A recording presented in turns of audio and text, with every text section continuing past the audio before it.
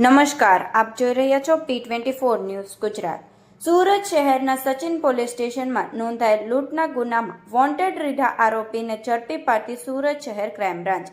સુરત શહેર હદ વિસ્તારમાં કોઈ અનિચ્છનીય બનાવ ન બને તે હેતુથી સુરત શહેરમાં નોંધાયેલ શરીર સંબંધિત મિલકત સંબંધિત ગુનાઓમાં વોન્ટેડ આરોપીઓને ઝડપી પાડવા સુરત શહેર ક્રાઇમ બ્રાન્ચની અલગ અલગ ટીમો ઉપરી અધિકારીશ્રીના માર્ગદર્શન હેઠળ આરોપીઓને પકડી પાડવા વર્કઆઉટમાં હતા।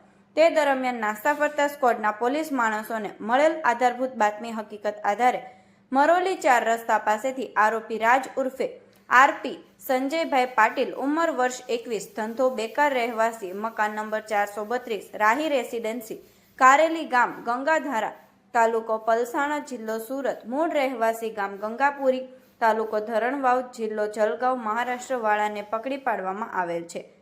આવા અવનવા સમાચાર જોવા માટે જોતા રહો P24 ન્યૂઝ ગુજરાત।